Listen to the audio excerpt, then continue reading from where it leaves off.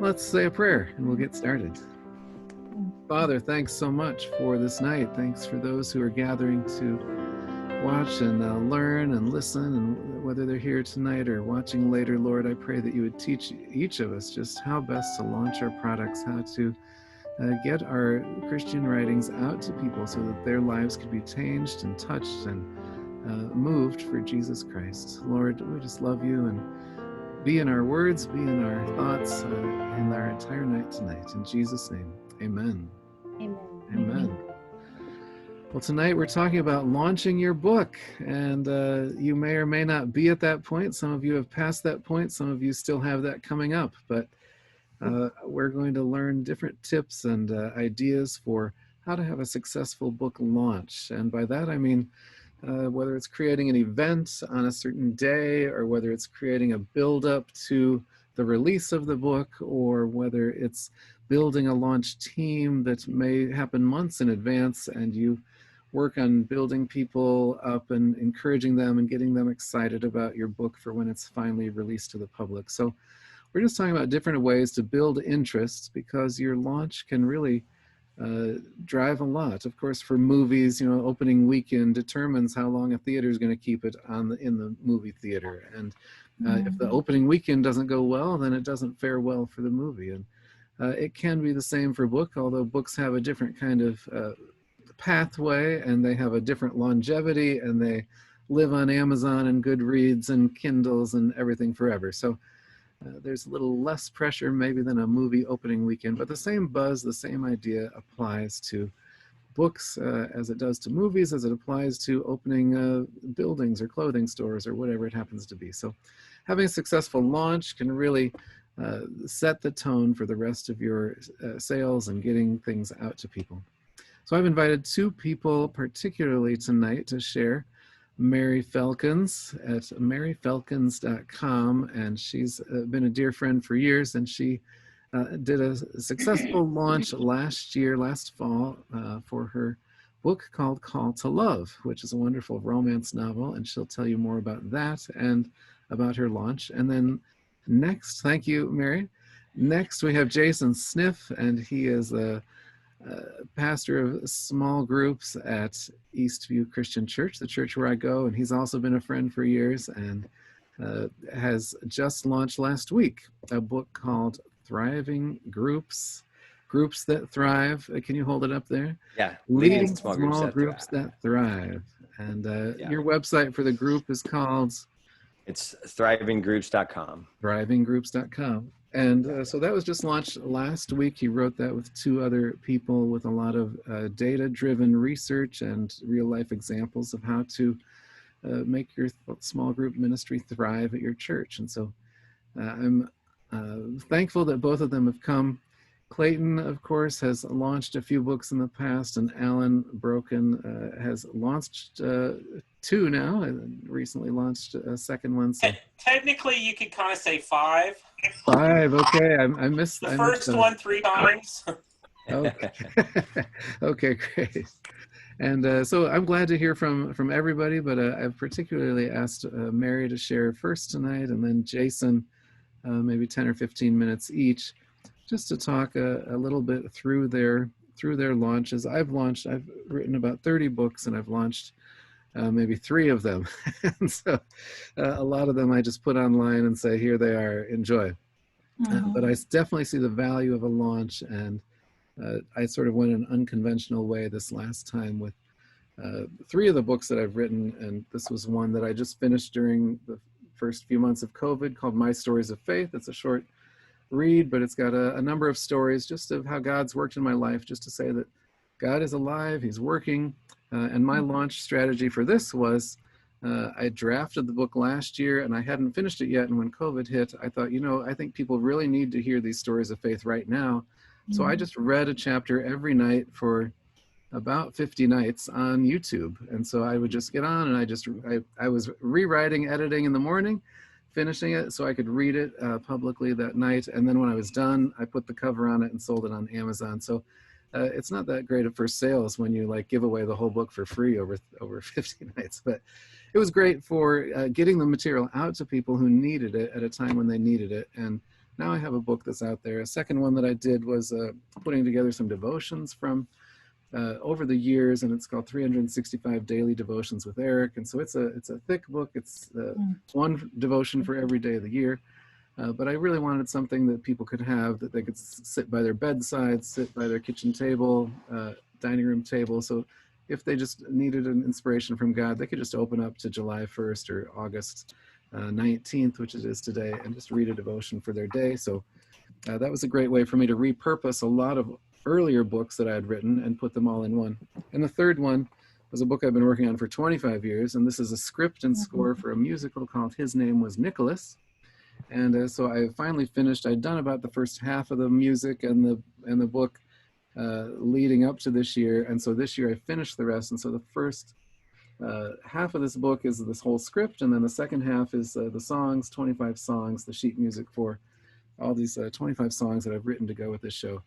And so I just read this over 25 days in July. I did a Christmas in July, and every night on YouTube and Facebook, I just read from the book, played a song, prayed for people, one song every night, and just read the scenes that went with it. So these are unconventional ways to launch, but it was a way for me to both build publicity for it and get people interested, because maybe they're not going to do a Christmas musical this year, but 2021. So it just gets it in front of people and says, hey, here's this new project that I've just finished and you might like it. So there's lots of ways to launch your book, and I'm just throwing that out as my COVID launch, because we couldn't do a lot of in-person gatherings, and it also fit with the times and said, hey, let me minister to people while I'm doing this. That's my little spiel. But Mary Falcons, I would love to hear from you. And I sent her just a few questions before, but anything that you care to share about your launch, I would love to hear it. First, just starting, for those who don't know what your book is about, just a brief overview of what your book is about and who your primary audience is. Yeah, well, I write inspirational romance, so my target audience is primarily women, although I've had very refreshing feedback from men as well. Not tons, but I'm thinking of women mostly when I'm writing. But so it's a small town. It takes place in Hickory, and the town is Laurelton. So it's basically about trusting in God. So the willingness to surrender to God's call to love again, to crisis-driven careers, which one will answer the call to love? So they both have these broken backgrounds and refuse to love again until God redirects the course of their life. So that's basically the overall story. And I'm one of those men who likes this book because I love romance, and I loved it, Mary. It was great, and so yeah. Well, it's interesting too to write the challenges. The hero is number one, a male, which I'm not, and number two, a police officer, which I'm not.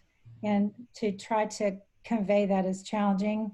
But I stumbled across a review on Goodreads from a man who was listening to the Audible version. And he said he'd gotten to 8 minutes and 13 seconds, and he had just pulled into the driveway to visit with his grandson, I believe it was, or maybe it was his son.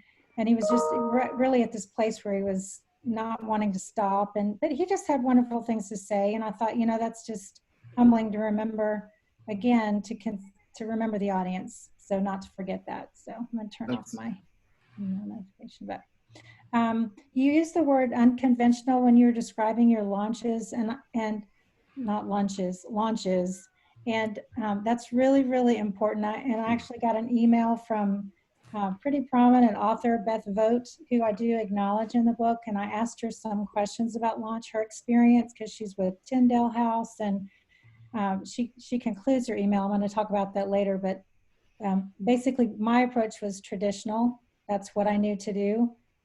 Things went well, things didn't go so well, but she had something to say at the end that I hope to try to remember. I'll wrap back around to that. But the first thing was just for me to determine, and for anybody else, to determine what your purpose is, and having a team, having people to gather people.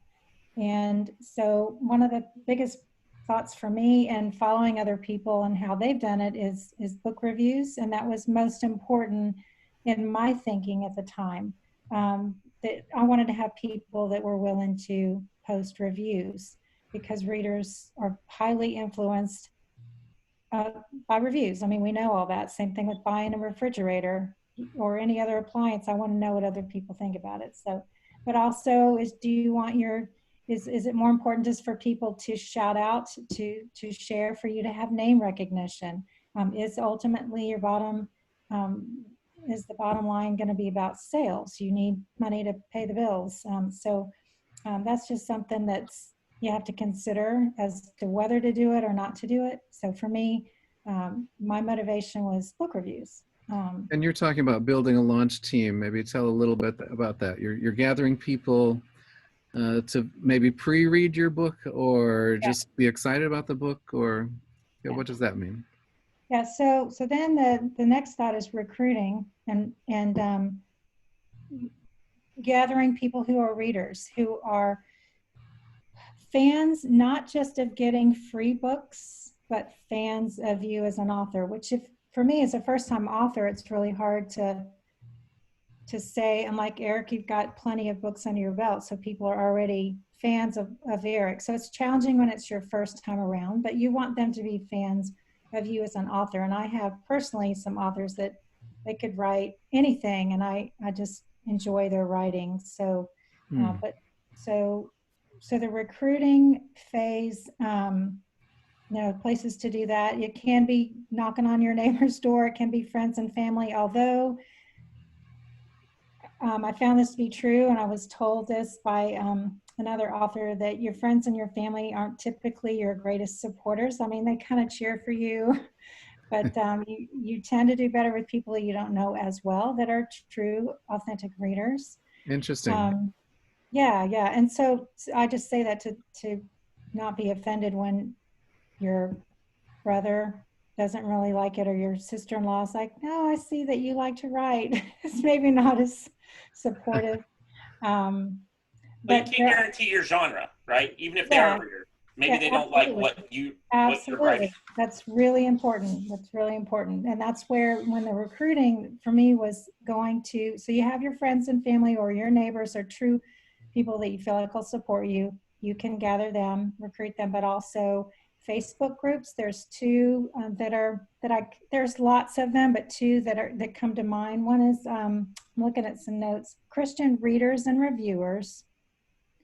And another is Christian Books, Connecting Readers and Authors. I can share that link here if you want me to do that.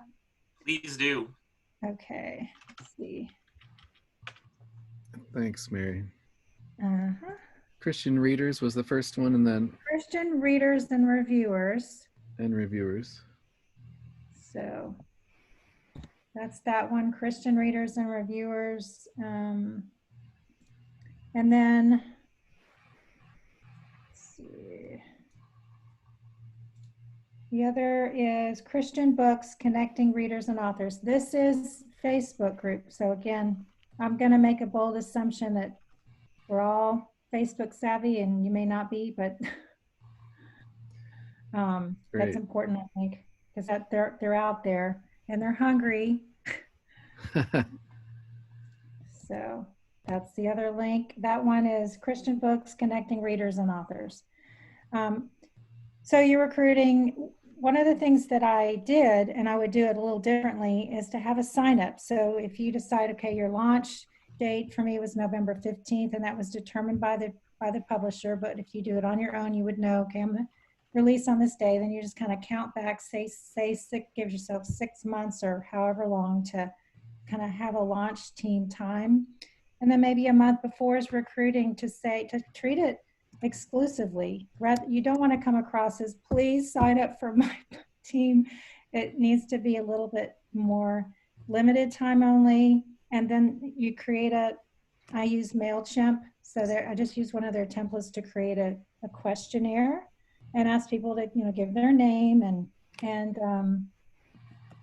or Google Docs, anything you want to use, but just, how did you find out about the opportunity? Here's your time commitment. Are you willing to stick with that. Have you been on a launch team before?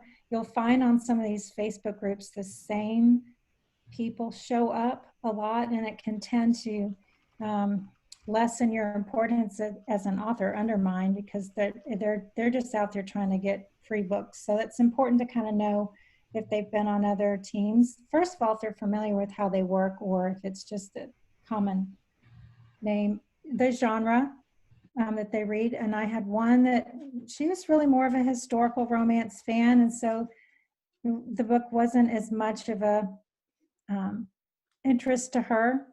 So they have that opportunity to kind of say, I'm not interested. Plus, you also have a summary, a little your book back cover copy. So if I'm considering signing up for a launch, I want to know about the genre. I want to have an idea of what I'm getting into. So at that point, I can just decide to bow out and not sign up for that. Also, social media platform. I had strong supporters on my team. I will say one is a sister. She's an ER nurse, so a lot of her background helped me with the research, but she is not on social media. So she was supportive and helpful, and she did recruit other friends, so that helped. But a lot of times you'll find that it's helpful if they have platforms that they can share, and not just, I stood up and told my Sunday school class all about your book. That might work really well. I had one person that did that, but it may not. So it is helpful for them to at least know their way around social media, because that's where you need to be too. And then if you have a Facebook page of Mary's Readers, Dear Leaders, so there's an opportunity for them to join if they want. That doesn't have to be a make it or break it. Are they active on Goodreads? I know you have an author profile on Goodreads, Eric, which I now follow you. Oh, thanks. You're one of two. Yeah, so I didn't know I was on Goodreads. I found out tonight when you followed me. Yeah, you are. Okay. And that's good. I'm glad to be here. Yeah. But also BookBub is just those three areas: Amazon, Goodreads, and BookBub are places where readers congregate, and they're all feasting on these recommendations and reading reviews. And so you hope that you have team members that are familiar with at least one of those, or willing to follow you, because numbers unfortunately matter. Not to me personally, I could give a rip, but that's just the world we live in. And then consider if you want them to have a choice between an ebook or a hard copy. For me, the publisher produced a hardback. Makes a good door stopper. It's heavy and costly. So I did have some, because I gave them a choice. There were some that said, oh, I absolutely want the hardback. And some authors will say, are you willing to take an ebook? And they don't offer anything else. So that's just a personal decision. Mostly, are they willing to commit to read it and review it? And they all say, sure, and life happens. So that's something to expect. This was your main goal. You wanted reviews. So you really wanted to get it in their hands and then get reviews posted on one of these three places. So, right.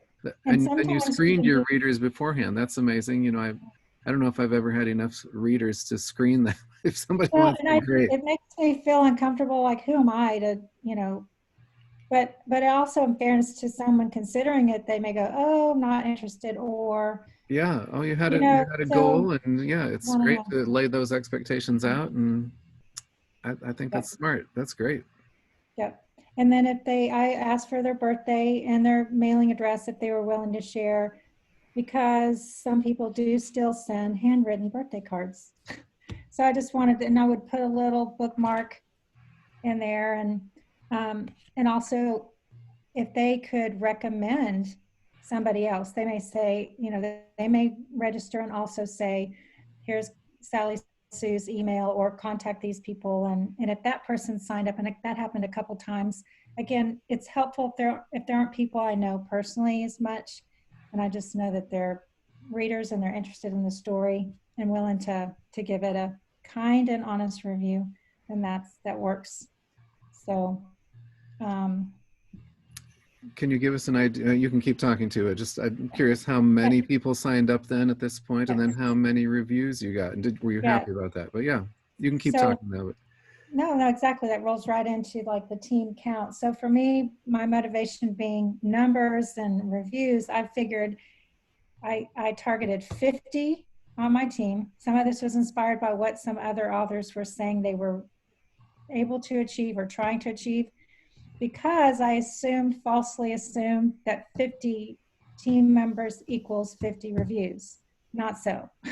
And what I ended up capping it at 30, and thought, from the heart of a mom with 4 kids, I realized these are people.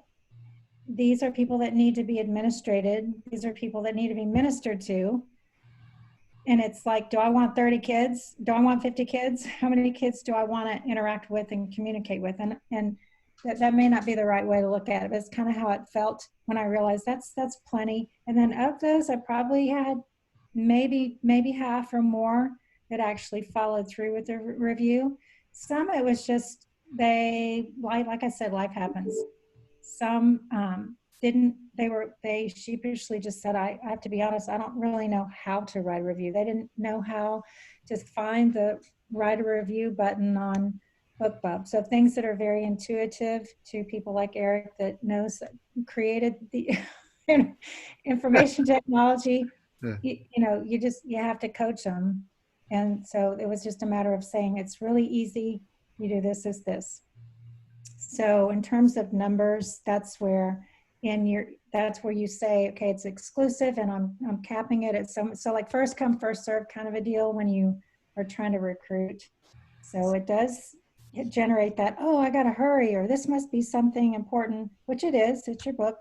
So that was something I would give some consideration to ahead of time, is really think about how many do I want to handle, plus birthdays and rewarding with book swag. So I'm assuming everybody's familiar with book swag, like all those comic books in the background. You would love to have those for freebies, giveaways. But you have to be prepared to reward them. We all want to be rewarded if we agree to be on a team. And I can share some of the book swag if y'all want to see some of these things. Sure. This is a gardenia scented candle tin that I had made by a local artisan at Artisan Soapery here in Hickory. And the scent of gardenia, when you read the book, is very significant. And then a little hand soap by the same organization. So say 1 week leading to the last month. So if there's like 1 month left of countdown, I may send out an email to say, whoever shares the most and tags me on and lets me know, then I just kind of keep a track, which is a lot of work, but then just send a giveaway. There's bookmarks, little magnets, recipe card for the banana muffins that are mentioned. This is a secret recipe not only to my characters or the person who gets this, postcards, things like that. So part of launching is thinking ahead for products like this that may take time to order or to create. So anything associated with the book. But you have to consider, I used to think I'm going to have a whole basement full of coffee mugs with the book cover on it, and which is common, but a lot of these are heavy. So you don't want to send anything that you can't easily mail. Of course, there's always gift cards, Amazon gift cards too, that are easy. But just rewarding your team, just like you would do with your kids or anybody. Your employer at work, they give you a bonus, a raise, commendation. So that keeps them motivated, keeps them interested. Also consider how often you want to send an email. Nobody wants to hear from you every day, nor do you have time to generate, hey, how's everybody doing? And reminding them all the time. So you kind of start infrequently when you gather your team, a welcome, and then maybe once a month. And then as you get closer, it stands to reason you're really building up the interest. And as far as their books, when you give that to them, you could give it to them right away. Some might find that it's easier to have their advanced reader copy closer to the time of launch so that it's fresh in their mind. So that might be just a personal decision that you could leave up to the team. Let me know when you want it, and also confirm that they got it, especially if you're sending the PDF. There are times when I assume they got it and they didn't, or they were having trouble reading it on their iPad or something. So that takes time to make sure it's a product that they can read and enjoy, or you'd have no review. So. Then you did some in-person events too for your launch. Am I jumping ahead? But not really. I'm trying to think. I've written some things. I'm super curious about that. How'd you pull off in-person events? This was last fall. This was in November. Okay. This is before the world fell apart. I know. I look back at that and I thought, what was I doing out in public? Oh, that's right. I was allowed to be out. Yeah. In fact, I had something scheduled in July at a coffee shop. And yeah, that didn't happen. I'm not sure how successful it would have been anyway, but that was something that just went by the wayside. So, and but the book launch was an actual event at my church a week before the book was released, and that was just a hands-on. I'm talking about it, reading aloud, interacting with people, and it was just a means to have instant sales. At the didn't necessarily translate into reviews, but again, if that's your goal for sales, that's one way to do that. You'd have to do it electronically. Now it's a different way of doing life. And you just asked your pastor asked you, and you came together? Yeah, he asked me because he's musically gifted, and it was his idea he created the idea for him to play some music, and for me to have an opportunity to launch the book. And it was also in partnership with the prison ministry. They were both very passionate about, so it was meant to also support them. So I gave a portion of sales to them, and then he gave a portion of his CD sales to them. And so they shared a portion of the evening sharing what they're all about. And that whole theme of redemption just rolled in really well. That's in the book as well as this ministry. So it was a really fun opportunity to do that, to give back. Was that one of your more fun launch things that you did, or? Yeah, it actually was. I mean, it took a long time to plan and prepare, meetings and food involved and things that if you're just doing there was one at a bookstore. Again, this was truly a week before, back in March. The Saturday before their bookstore closed, I had a Saturday event. And the challenge with that was that it's a dollar, everything's a dollar, everything's kind of really affordable, cheap. And so here I am with a hardback that's not a dollar. So that was a little bit tricky for some, but I had great contacts with people and some new followers on social media. So again, God uses all of that. You have your agenda, you plan it, and he has his bigger purpose. It's always better. And you had some public readings in the months that followed, even women's groups or other things. It seems like you did. I don't know. Actually, there was one at a library. Now, when was that? This was all before March. That must have been back in February. I think it was in February. Okay. And there was a group of them. They did a once a month, like the author of the month at the library. So that, but really nothing since March. Okay. What do you think was the most fruitful for getting reviews? Do you think what do you feel was the best strategy for getting what you wanted out of it? The other option is,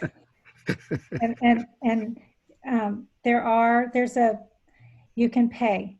You can pay organizations. Just Read publicity tours is one, and there are about two or three that come to mind where you pay for either social media exposure, or you want to be on a blog tour, or they have packages where it's a reviewer tour. and people sign up very much like they would do with your book launch, but they do it through this organization. Just Read Publicity Tours.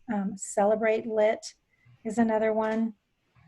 Prism Tours, I believe, is another. And then they take care of all of that. They do all the administration, and people sign up, and they're pretty well committed to write a review. The downside is, just like anything, is they may really hate it, and they may feel free to say, I hated your book.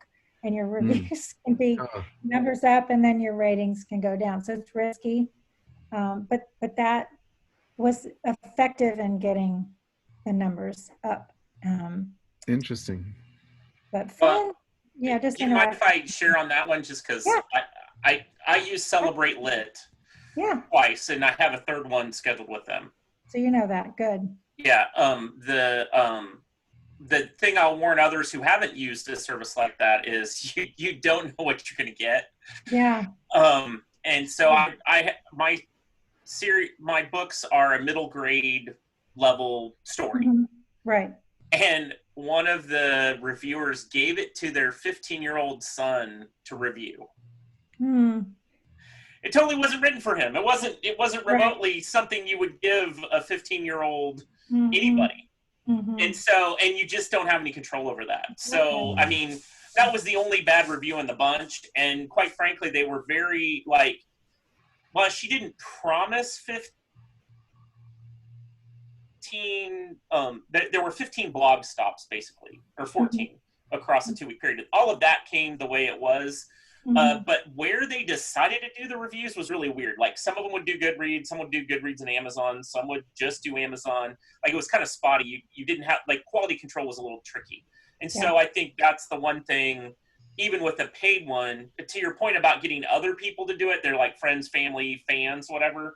You can't guarantee they're going to do anything. I felt like it was more reliable, but it was like, make sure that your book fits the kinds of things they review, might be the best way to put it. That's really true. That's really true, because it also puts people in an uncomfortable position if they aren't fans of, I have a sister-in-law, for example. She would not pick this book up typically on her own, or she reads more complicated Jane Austen rather than lighter Christian. Well, she reads Christian material as well, but just lighter reads. So it may not have held her interest, or mystery, like she loves Agatha Christie. So of course she read it. I think she liked it, but it makes people uncomfortable if you know them, and I don't know. So that's a good point, though. You don't have control over that. And at the end of the day, you just have to realize they're not obligated.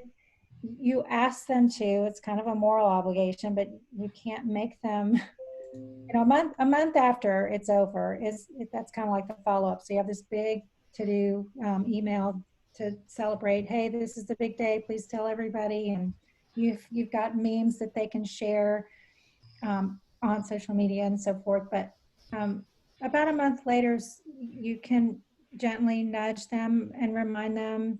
And at that point, if you hear nothing, you just let it go. It's done. That's between them and the Lord. And you can also ask people in terms of a launch team. Yes, you might want this, or sales, but I have one very, very dear friend who is not on any social media, but she was invaluable in helping. She's a servant's heart, and she was there at the book launch, and she verbally told people. She invited other people to come. That's just her gifting. So I wouldn't dare say you can't be on because you don't do Instagram. So there's that to consider. Do you have another launch coming up, Mary? That's if people are watching this later and they want to sign up, would they go to maryfelkins.com and they could sign up? I don't know. I haven't asked you that before. No, I do you not. Don't. Oh, well, go to her site and sign up for her newsletter anyway, and she'll let you know if there's one coming up. Yeah, just a quarterly newsletter. So that's about all I can. A weekly devotion, but a quarterly author newsletter. But yeah, I need to produce another book. There's a lot of different not quite answered questions about the next project. So the devotion I do plan to have that. That's a little bit out of unconventional for me as a fiction author, but it's a project that's dear to me that I hope to get that done before the year's up. But that Yeah, fiction. you've already finished writing that, and it's in editing right now, and so you'll be launching that maybe by the end of the year. A devotional book. It'll be virus free. Perfect. Perfect. Anything else, Mary, to share? And you can jump back in later too, but just checking before I move on to Jason. I was just gonna say I wanted to go back to Beth Vogt. I don't know if any of you are familiar, if you're fans of inspirational romance, but this email from her, she has done several launches and she's with Tyndale, and this last one she said to her editor, publisher, I'm not gonna do any more street teams. And they were kind of silent, but she talked about how it is very exhausting with no guarantee that there's a return on investment. So that's kind of a summary. It's not without value. God can use anything. It's really what you feel like you need to do to be responsible. But I found that very interesting to hear from her. It does generate buzz. You do get your name recognition, and but people may just want to have free books and aren't willing to really support you. They need to be fans of you as an author and your material and your genre, and not just look at that. So, but she said, I haven't figured out what takes the place of street teams. Authors are still using them, but I think there has to be something better. That was how she ended her email. And then I thought of your unconventional way of doing things. I think that's refreshing. People are looking for something different. So good for you. It's great to hear. I'm just going by the seat of my pants, whatever that's called. I'm a pantster.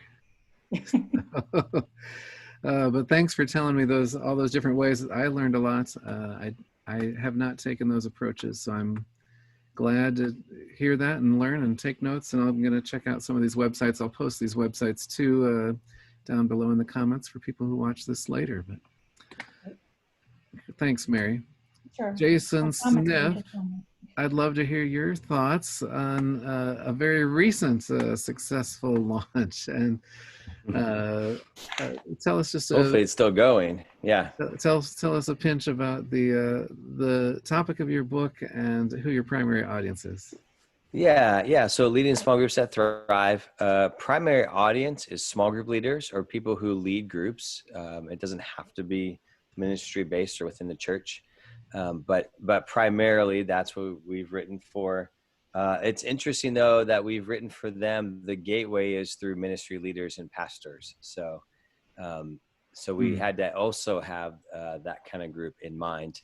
Now there's a lot of things that I've written about small groups, but what really intrigued myself and then two of my colleagues originally was that there's not a lot of research-based, evidence-based books that really describe things well and then have good application with it. So there's a lot of good resources out there, but they are a bit more of here's how we do this in this place and in this environment. We think it might work for you. Here's the key things that we've learned, and you can promote a model, so to speak, that way. This is not a model. It's strictly based off of research. So we researched 100 different churches across America. So we got a broad reach, lots of different denominations, different regions, different sizes of churches. I think the smallest was 70 and the largest was over 10,000 on average. So we had a pretty good resource there in the midst of that. The other thing that this book does is that we talked to pastors, we talked to small group leaders. We said to those pastors, give us your best 3 small group leaders. We talked to them, and then we talked to the group members. And as far as I know, that avenue has not ever been explored before, the members of a group. And so that gave a unique voice that comes out through a lot of stories that are evident in each of the chapters in the midst of that. So all of that to say, it produced some really good findings for us that then became a story that then began to really either affirm things that have been anecdotal in ministry for years and years, or to burst bubbles. There's about 3 or 4 major bubble bursters that's in here for those in ministry that want to learn that. So there's some edge to it, which is kind of fun.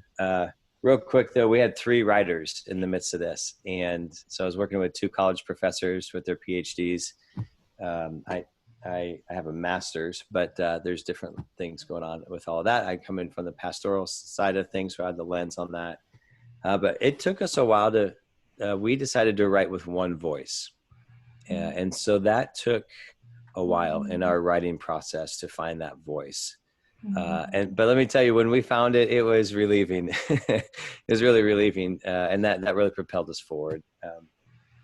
So whatever that's worth, if you write with somebody else at some point, if you do a joint project, you either have to distinguish yourself and find a way to, hey, this is Eric now writing, hey, this is Mary, or find a way to meld that voice together. It's almost like you're creating a third person. How did you do that? Makes some sense. How did you do that? That's fascinating. Yeah, well, in all honesty, I mean, a lot of prayer, and I think it had to do with how we set things up. So we spent a lot of time on the outline for each chapter. There's 3 parts to the book, and a total of 12 chapters, with our research findings and things like that in the back of the book for those that are interested in that. We would basically take 3 chapters at a time. We would say, Mary, take the outline from chapter 1 and work that to about 70%. I'll do that for chapter 2. Eric, you do that for chapter 3. And then we would rotate. So then Mary, you'd hand it to me, and then I'd work on that chapter. I'd hand mine to Eric. Eric would hand his to you. We did that until we saw all 3 of those chapters. Then we move on to the next section. And then we go all the way back. We probably did 3 or 4 rounds of that. Along the way, we were also getting our main edits from our publisher, and so that they kind of helped us craft that a little bit. So it was a lot of work. And I should say this too, you did this through Zondervan, was it? So a traditional, or yes. Yep, so Zondervan is our publisher. A traditional publisher, and they had all their deadlines and resources available too. So yeah, the deadlines pushed us. That was great. It's a little bit stressful, but it worked in the end. Now, you said this earlier, Mary, that so this is my first go around with a published book. And for all 3 of us, I think I could speak for my other 2 colleagues on this, is that we had no idea how much effort this side of it would take, the marketing side of it. We actually thought, because we had a decent name with the book, that they would do a lot of the marketing for us. And that actually has not turned out to be true at all. And so had hoped that somebody would have said that to us sooner, but it is what it is. Because you have written several books before. You've written book studies and study guides and things, and collaborated on books for the church and for our own. It's a very large church, but yeah, it's different with a publisher, and you do have certain expectations. Yeah. Did they give you your book launch strategy, or did you have to figure that all out yourself? You know, they did help us with that. We kind of had a general plan from them of how they were going to maneuver forward in that. So we took that and then we expanded it, because one of the unique things about this is that at the end of each chapter, we had a guest commentary based off of that topic. And so we essentially had 12 other built-in advanced readers in the midst of this from their work. So they get name recognition, and then we just ask them they get to review it ahead of time, and we ask them to post a review, and then also to post 1 or 2 things on their social media platforms, whatever those are. And that's an easy ask, because they want to get their names out there too. You know, I actually had a couple of friends of mine that this was their first time to get something published as well. So they were giddy and great, and that was great. So they're pretty motivated on that. So kind of a unique project. But so we built it back we just launched last week on the 11th. And we've been marching through a plan since the beginning of April, as we slowly get closer to this. Now, I will say that what we had planned was before COVID. And we actually had, as you were saying, Mary, we had a couple of fun book launch tour kind of things that were lined up that Zondervan was helping out with. But that all had to be canceled. And so that's why we went back into the plan and kind of rewrote everything, knowing that we couldn't travel to different places. We were going to be hosted by some regional churches. and that would have produced some probably good reviews, but also book sales in the midst of that. And so then we had to go back and kind of build that out on our own. So we identified probably I would just say, the top 50 small group ministry leaders in the country that we could identify. And then my colleague Ryan and Courtney also kind of did in their arena, since it was also research based, another 50. And we sent out the advanced copies, invited them to have an advanced copy, and as long as they agreed to post a review online for that. So that's kind of one area. We just called those our ARCs, advanced reader Right. copy people, and going that way. But then we also created a launch team, and we were a little bit selective, like what you were saying, Mary. We found that to be helpful. We just had a couple of questions, not too many, Right. but hey, how do you know the author team? Yeah. So to see if there's a relationship there. We had a few that had none of us knew. They just kind of saw it and wanted to be a part of it. But most people had a connection to us some way. And then we created 2 launch teams. We had a launch team on Instagram. We had a launch team for Facebook. And so I was more on the Facebook side of things. I use that one more than I do Instagram. And so we had our launch team group, and we would communicate on Tuesdays and Thursdays. The Tuesday communication was, here is what we're going to be going towards for the next week. So it started out with, hey, make sure you read the first 3 chapters. And then on Thursdays, we would talk about that within the group a little bit. What's something that you found interesting in the first 3 chapters of the read? And that expanded as we got closer to launch date. It was, take a picture of yourself with the book and post it on social media this week, or make sure, and especially launch week, it was make sure you write your review on Amazon to really drive that. Mary, you did a great job of describing kind of what that goal was. Our goal was to drive people to our website for pre-order, for pre-sales. And so that, Jason, any chance you have that process written down? We do. I have a Google Drive. I could just copy that and I could send that out to you guys. And what's really interesting, go ahead. Well, the reason I ask is because I didn't necessarily have a problem like finding some people to do some stuff, but you had some discipline and rigor around what you were doing with those people. Yeah. Like everything I was doing for one thing, it didn't bring all of those people together in any one thing. And that sounds like part of your thing was what you did actually. Your launch team was an actual team of people that were coming together at least a couple times a week. Is that fair? Yeah, that's pretty accurate. Yeah, because this is all about groups, it made sense that we also had a group that we were interacting with. And so it just kind of fit in with the genre of it for sure. And so, some people didn't interact very much, which is totally fine. But they did what they agreed to do, which is post and write a review. And others were more active. I mean, I got to reconnect with a good buddy of mine from high school. I mean, we keep in touch, a couple of times a year through Facebook, but he was really excited. And it was really neat just to see him kind of own that and go with that. So that was really fun to do. And I don't know that fits necessarily for every kind of launch, but it certainly was a fun one for us. We liked that a lot. That's good.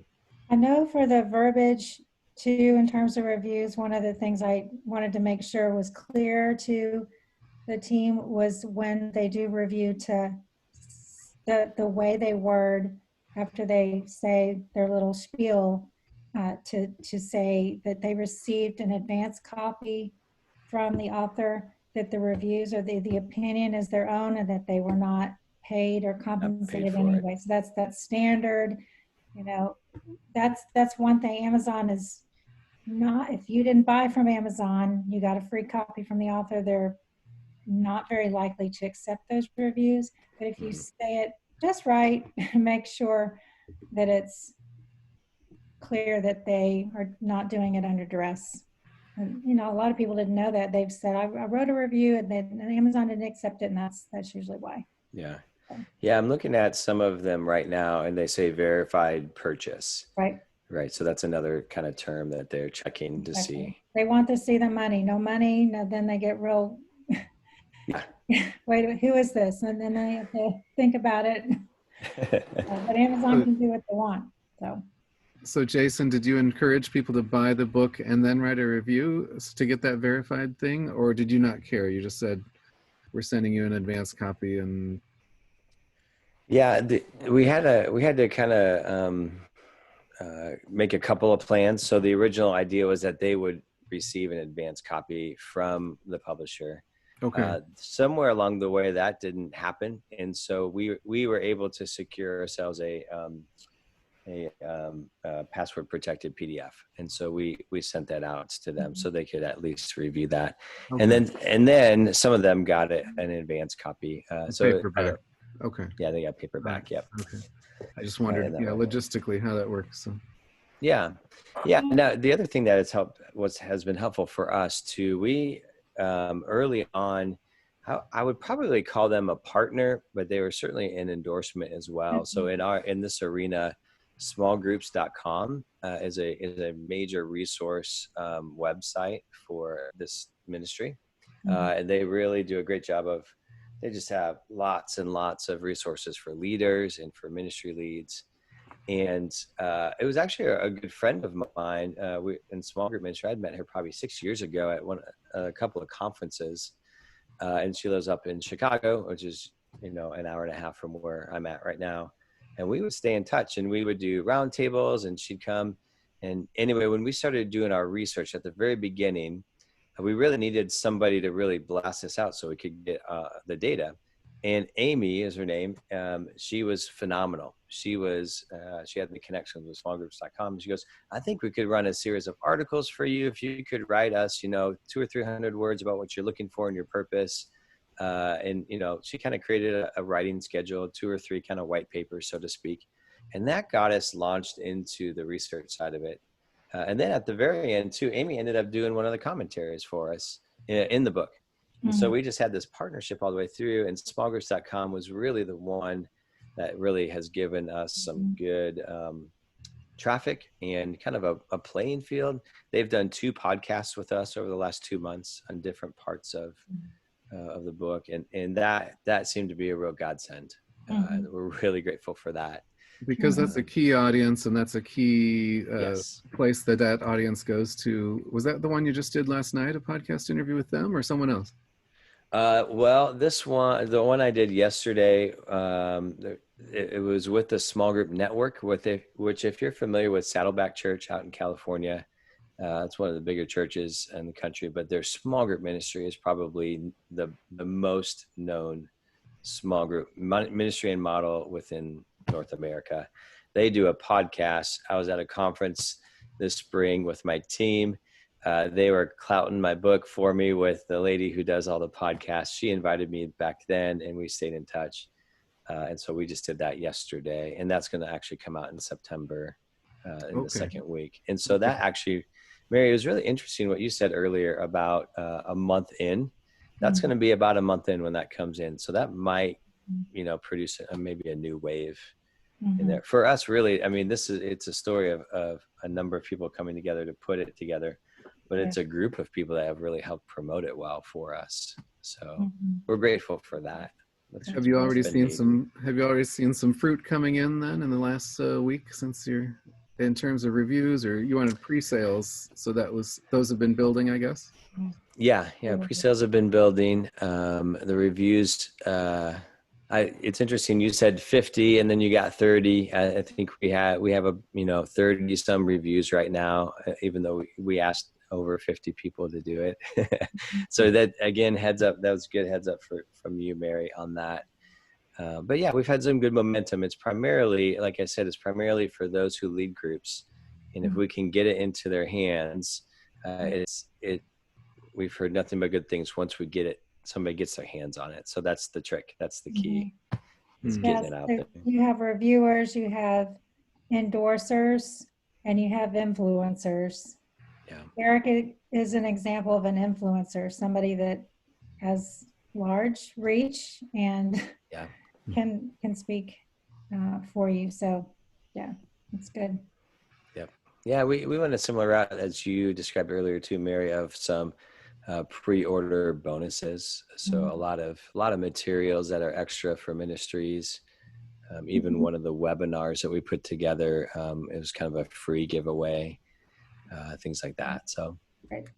yeah. Do you have other things coming up, Jason? Launch day wasn't the end of it, it sounds like. So you've got more stuff coming, right?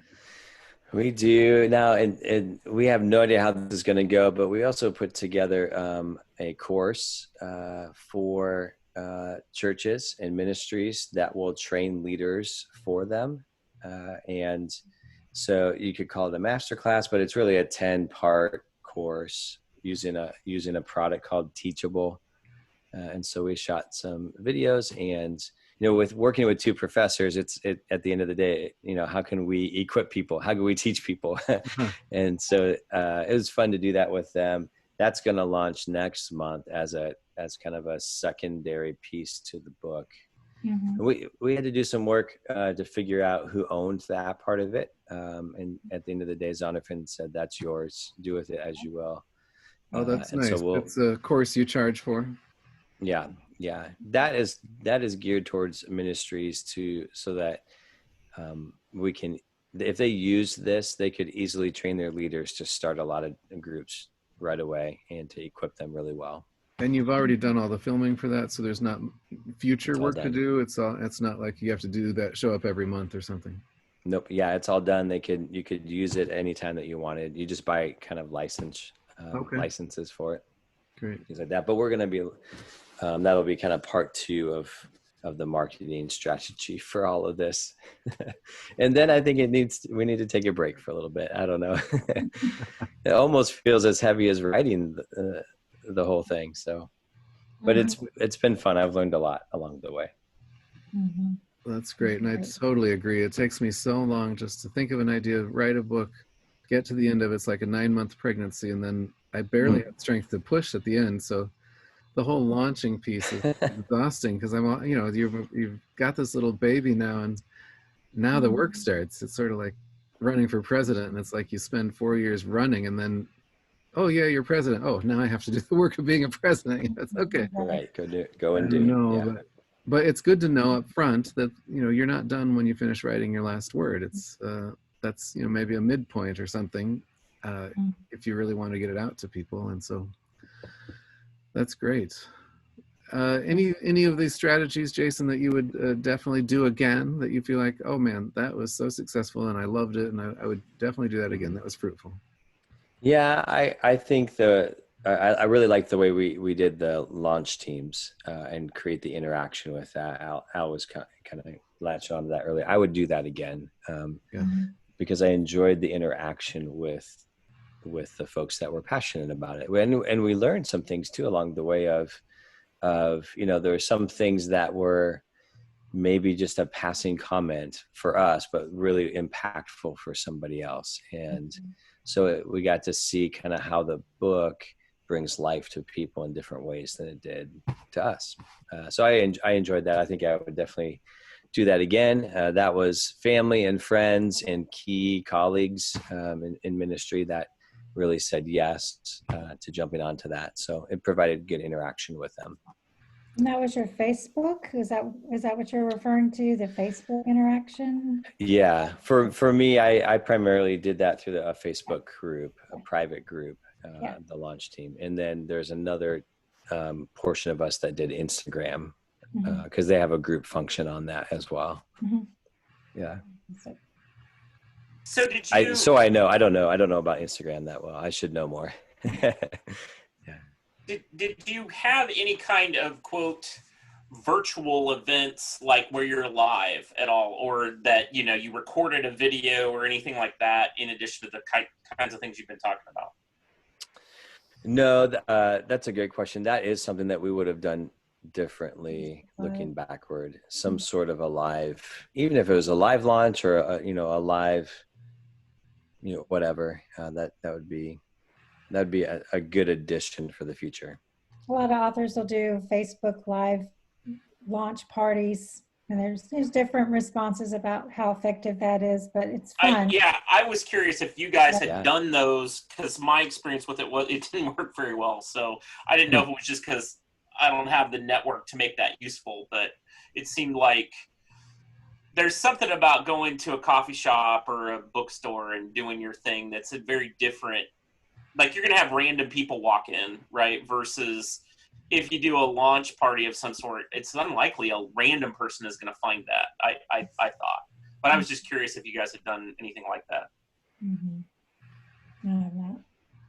I think sometimes it helps if I have author friends, my craft partner up in Washington has done that together with other authors, or there are people who, for a small fee, will organize all that, and they'll have similar genres again together, and you just have 30 minutes. I mean, it goes by really quickly, and you post different questions and you interact, so you get connections with people, and you do giveaways, so it can have some merit. It's worth trying. I have not done it.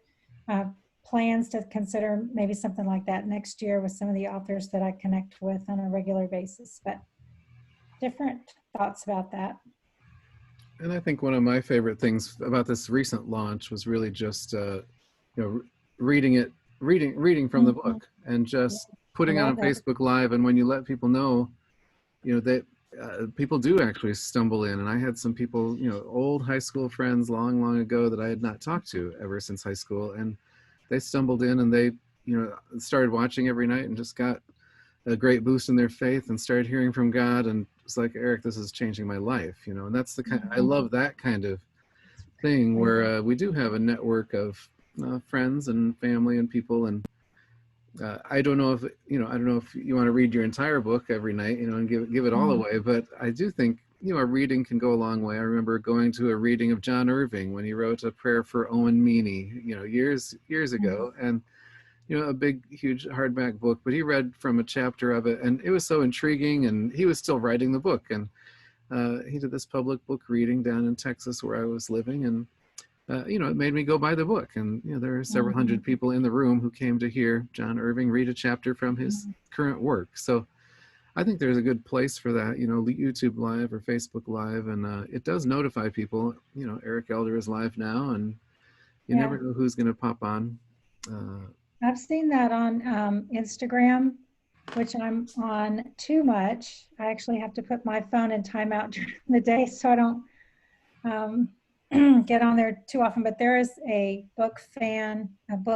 avid book reader who will read. She'll take a book and she'll show it, and she's all enthusiastic, and she'll just read a little bit of the first chapter. And that's what they don't want to hear from me. They want to hear from somebody that has the book that reads it aloud. And so it's a little bit like going to the library and sitting down to read aloud time. So, but I really feel like that's a huge, it's very effective. So, but it's also 10 after 9. Yes, it's time for you to go so you can meet your obligations there. And Clayton's probably going to say a goodbye too. Thanks, Eric. Thanks so much. Sorry to drop. Thank you so much for having me here tonight. It was great to meet you all and interact with you. So, Mary, thanks so much again. It's Mary. Yeah. Good to meet you. It's an honor. Thank you. We'll see you next time. All right. Have a good night. Good night. And we're here available for the next hour. If anybody wants to talk about their own books or their own things, Jason, you're welcome to check out when you want. Did you have anything, closing comments, Jason, of your own that maybe were on your notes that we didn't get to?